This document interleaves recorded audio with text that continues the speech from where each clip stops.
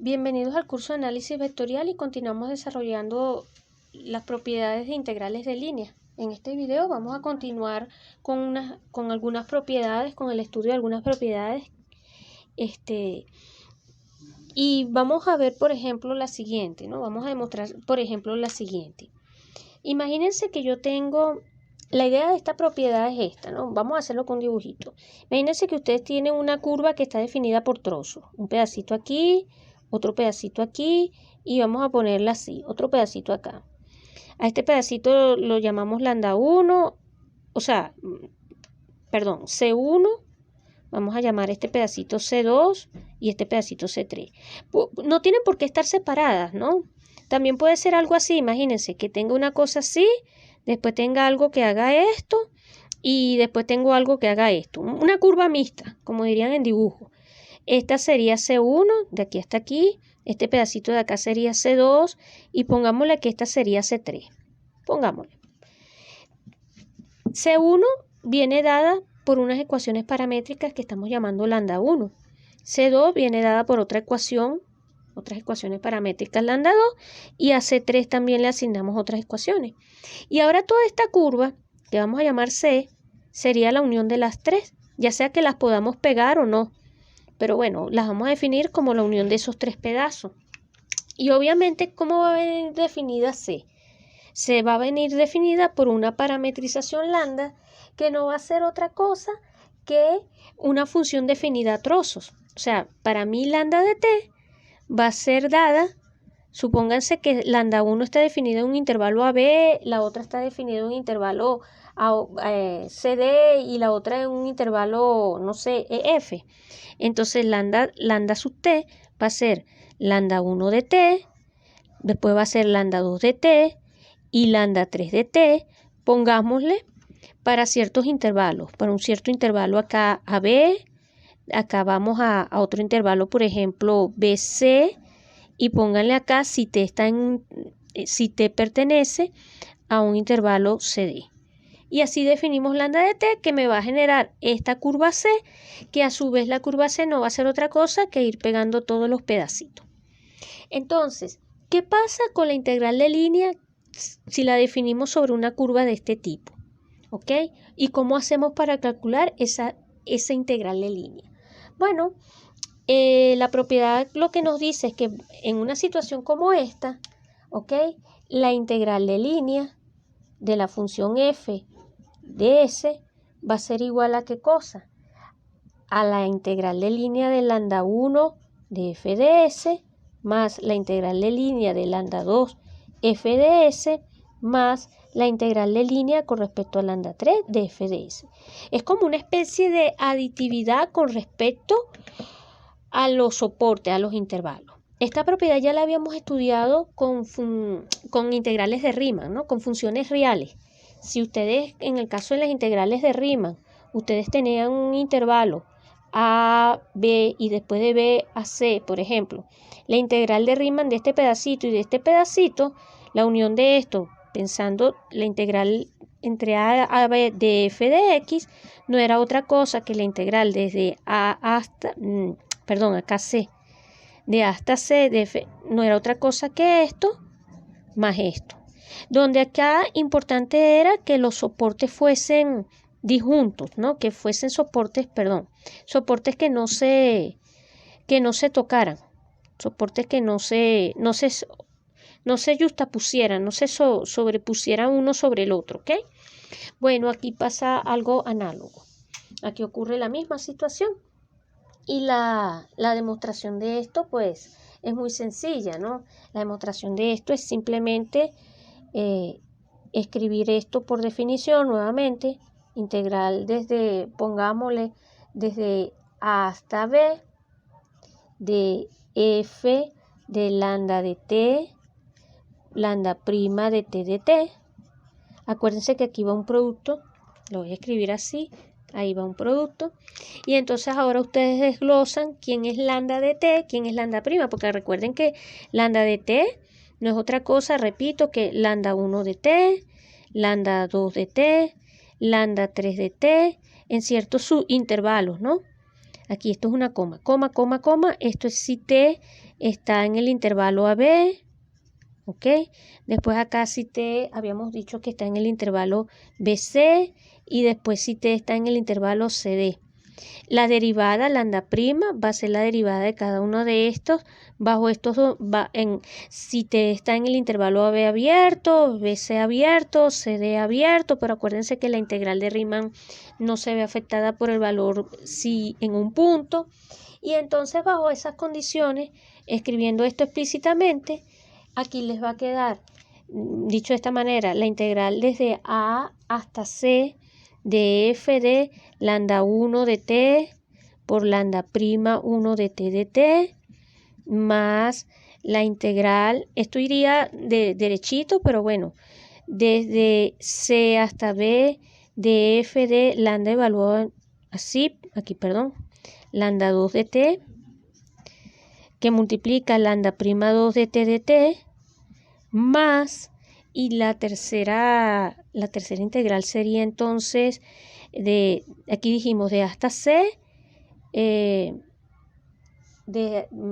ya va, para no echarlo a perder con las letras, de hasta C, desde C hasta B, y después por decir algo, no sé, puse una desde hasta C, desde C hasta B, y bueno, si hay una tercera desde C hasta D, por decir f de lambda prima de 3, lambda, aquí no va, estoy empeñada, lambda prima 3 de t, ¿ok?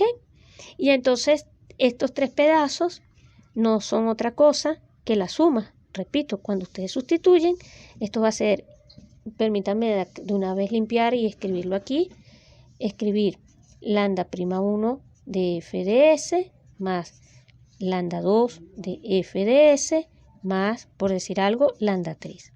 Y esto se puede generalizar por inducción para la cantidad de curvas o pedacitos que ustedes tengan. Decirlo de esta manera, en resumen, en general, nosotros podemos decir que si yo expreso si lambda de t se puede ver como, pónganle, lo voy a escribir así, lambda 1 de t, lambda n de t. Tengo una función definida a trozos así. Y aquí tengo, por decirte algo, lambda no, t, para no agotarlos tanto, t perteneciente a un cierto intervalo y su 1. Y aquí t perteneciente a un intervalo y su n, donde n es cualquier número natural fijo, ¿verdad? N es un parámetro natural.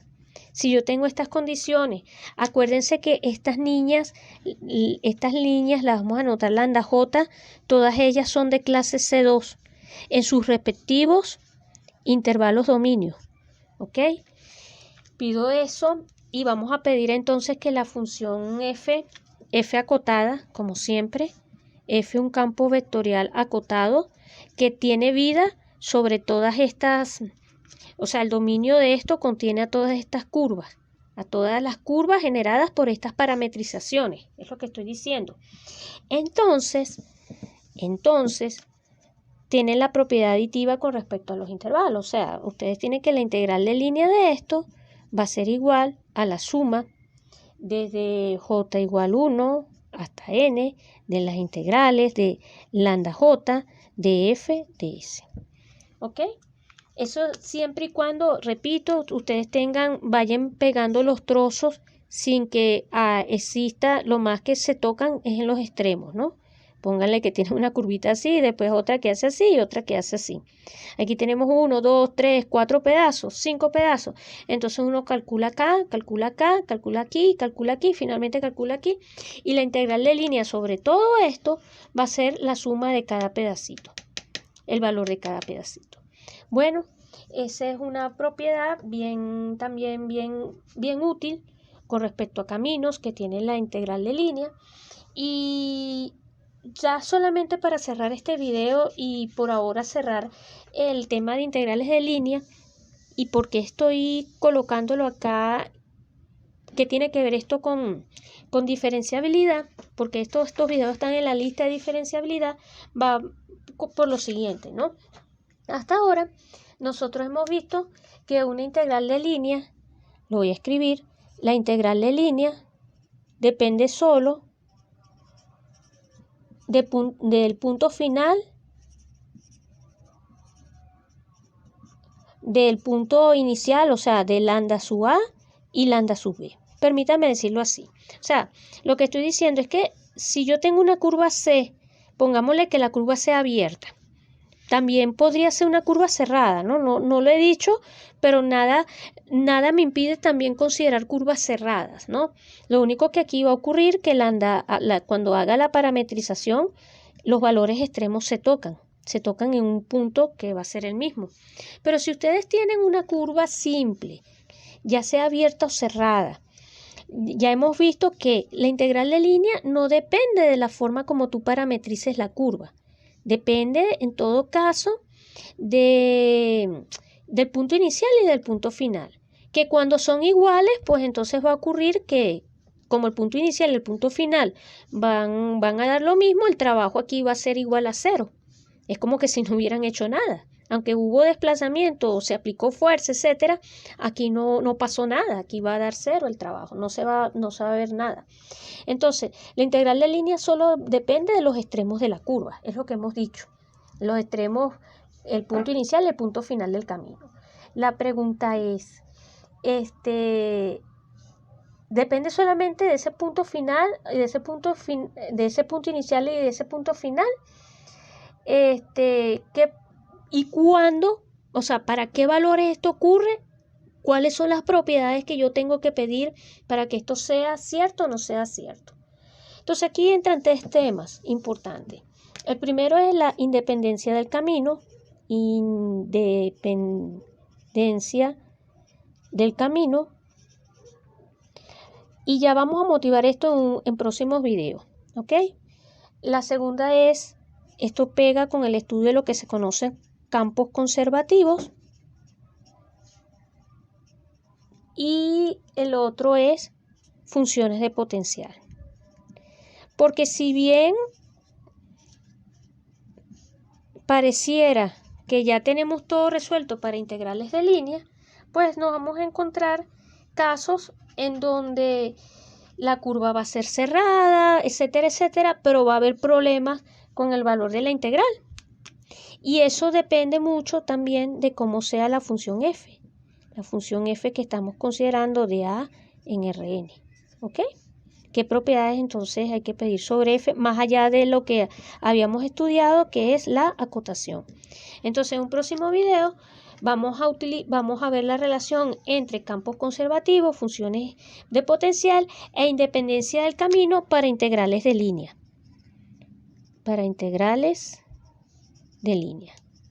Y eso es un tema que nos va a permitir enlazar la noción de diferenciabilidad con la noción de integrabilidad, en este caso con respecto a las curvas en el plano, en el espacio donde estemos trabajando. Muy parecido a los teoremas tipo teoremas de Leibniz, o sea, el primer y el segundo teorema fundamental del cálculo, solo que ahora lo vamos a tener en versiones vectoriales.